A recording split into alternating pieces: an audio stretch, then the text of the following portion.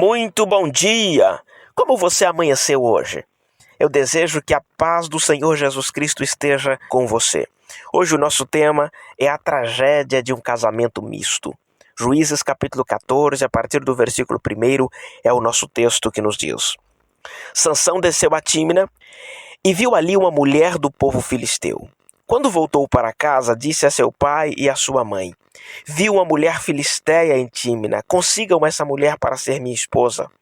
Seu pai e sua mãe lhe perguntaram: Será que não há mulher entre os seus parentes ou entre todo o seu povo? Você tem que ir aos filisteus incircuncisos para conseguir esposa? Sansão, porém, disse ao seu pai: Consiga-a para mim, é ela que me agrada. Estamos diante de uma história no mínimo enigmática, de um libertador que não queria ser libertador. Vivia numa condição de voto que não foi ele quem fez. Pela lei, o voto deveria ser voluntário, mas quem fez os votos para ele foram seus pais. E em seu voto forçado ele cresceu, se tornou homem, tendo que se abster de vinho, não cortar os cabelos, não se aproximar de cadáveres, conforme a lei do nazireado em Números capítulo 6, a partir do versículo 1. Ele não deveria também se casar com mulheres estrangeiras por causa da ordem que Deus havia dado ao povo e também por uma situação específica de que ele era um nazireu de Deus, não poderia de forma alguma contrair matrimônio com mulheres pagãs. Mas o texto vai nos mostrar que Sansão se afeiçoou a uma jovem dos filisteus, um dos mais ferrenhos inimigos do povo de Deus. E os seus pais o aconselharam para que ele mudasse de ideia. Mas não adiantou, não resolveu nada, sem contar que ele já havia quebrado outras regras proibitivas do nazireado. Ele era um homem satisfeito com sua vida, cheio de energia e vontade de viver, mas que pouco temia a Deus. Embora Sansão fosse forte fisicamente, ele era fraco em poder moral e autocontrole. O seu relacionamento prematuro com pessoas idólatras rompeu a fortaleza da sua alma, abriu os portões da sua alma, deixando livre para a ação maligna na sua vida. E triste com sua condição forçada de nazireado, ele passou a agir como seu coração bem entendesse, seguindo as suas próprias inclinações carnais. A verdade é que, mesmo sabendo que era um relacionamento proibido, Sansão decidiu casar-se com a moça filisteia. E ao fazer isso, ele não fez caso da lei de Deus, que era contrária ao casamento misto, em Êxodo 34, versículo 16, e nem também se submeteu à vontade dos seus pais que não queriam aquele relacionamento. Mesmo assim, apesar do desejo de Sansão ser pecaminoso, olha isso, Deus o usou sobrenaturalmente para cumprir seu propósito de julgar os filisteus. Vou explicar melhor. Deus sabia que o coração de Sansão não ia voltar atrás e que ele ia realmente casar com uma moça filisteia. Deus usou esse relacionamento, ainda que contra a sua vontade, o relacionamento, mas ele usou para que Sansão cumprisse o propósito que estava no coração de Deus de julgar os inimigos do povo de Deus.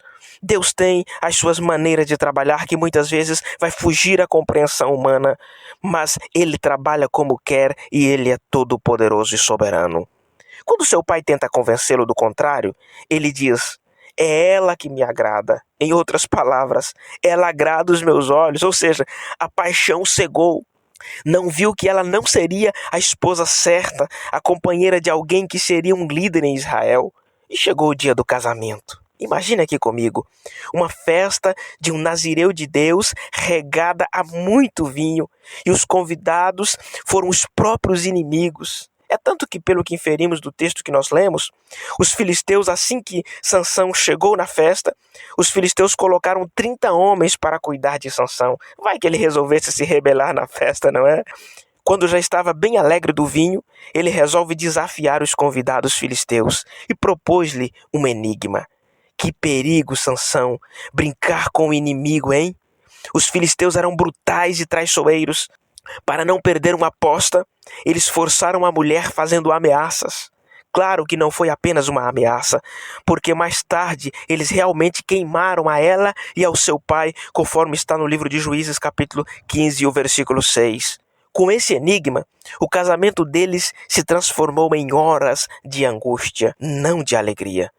O choro, a preocupação da noiva, os convidados carrancudos deveriam ter servido de aviso, de advertência para Sansão, de que a associação com os filisteus iria lhe trazer sérios problemas, muitas dores de cabeça, muita tristeza, tanto para ele quanto para sua família. Depois de muita insistência e de muita chantagem emocional, diga-se de passagem, ele cedeu, revelou o enigma para sua esposa, ao que ela não pensou duas vezes. Contou para aqueles que estavam ameaçando ela. Sansão cumpriu com a sua palavra, pagou o enigma.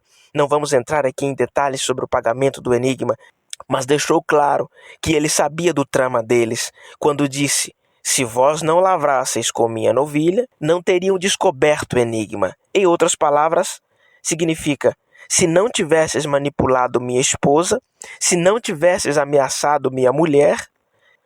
O versículo 20 do capítulo 14 de Juízes vai nos mostrar que o casamento de Sansão com esta mulher acabou ainda na semana do casamento, visto que a festa tinha a duração de 7 dias, ou seja, antes de começar, separaram-se por quebra de confiança no relacionamento. Que tragédia! Antes de começar, terminou. Eu quero aqui extrair algumas lições para nossa reflexão. A primeira lição que eu quero tirar aqui é que nenhum relacionamento amoroso justifica desprezo aos pais.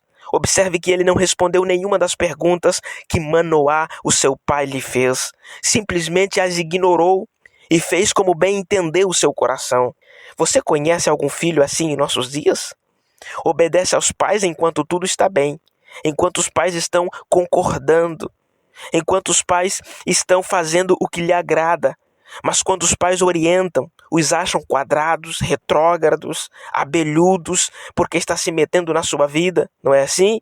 Mas há um mandamento com promessas para os filhos que obedecem aos pais. Fica a dica aí, filho. A segunda lição: Deus é soberano. Não se assuste se ele usar da sua própria decisão para alcançar os seus desígnios. Ele faz como quer, não deve satisfação a ninguém. Guarde isso. A terceira lição: não deixe a força humana sobrepor a força da sua alma. Tenha autocontrole. Sansão olhou que as pessoas o respeitavam pela sua força física e ele deixou-se levar. Espere, entenda, compreenda que o que você tem, o que você sabe, o que você é, não é teu, é Deus na sua vida. Deixe o Espírito Santo produzir em você o fruto do Espírito, que é o domínio próprio. A quarta lição: cuidado com a paixão. Ela é cega, ela é traiçoeira. Muitos jovens nos nossos dias estão indo a passos largos para o inferno, seduzidos pela paixão que os tornam egoístas. Enquanto todas as pessoas à volta estão tentando avisar do precipício que está à frente, o apaixonado ou a apaixonada não escuta ninguém, se arrebenta, colocando em risco todo o seu futuro. Você já viu alguém agir dessa forma? Eu tenho certeza que Deus, ele está falando com você através desta palavra. A quinta lição que nós vamos extrair aqui. O texto nos diz que Sansão saiu do caminho para ver o cadáver. Não saia do caminho para ver cadáveres. Existem muitas moças, muitos rapazes que estão saindo do caminho para ver cadáver, literalmente. A Bíblia diz que há caminhos que ao homem parece direito, mas o fim deles é caminho de morte. Jovens que estão servindo a Deus e conhecem alguém lá no mundo e diz: não, mas é gente boa. Não, mas tem mais caráter do que pessoas que estão na igreja. Cuidado! Existem pessoas que são, de certa forma, agraciados por Deus, de que a pessoa que ela ou ele conheceu aproxima-se de Deus, entrega-se verdadeiramente a Cristo. Mas existem muitas histórias, por que não dizer a maioria, em que a pessoa, assim como Sansão e assim como outros personagens bíblicos também, foram influenciados pelos relacionamentos pagãos, pelos relacionamentos idólatras, e o final foi ter uma família totalmente destruída, arrebentada lá na frente. Cuidado! Não saia do caminho para ver cadáveres. Deixe os cadáveres produzirem o seu mel. Deixe o cadáver produzir a sua carniça. Continue no caminho e siga os conselhos dos seus pais. E a última lição que eu quero extrair com você aqui: não faça aliança com o inimigo, nem por brincadeira. Não subestime a força do inimigo. Ele sempre vai tentar te convencer com suas estratégias, dizendo que não tem nada a ver, que seus pais já escolheram e agora é a sua vez, então não deverá ouvi-los, dizendo que o pastor da igreja não tem que se meter em seu relacionamento, que você é inteligente o suficiente para fazer suas escolhas sozinho e por aí vai.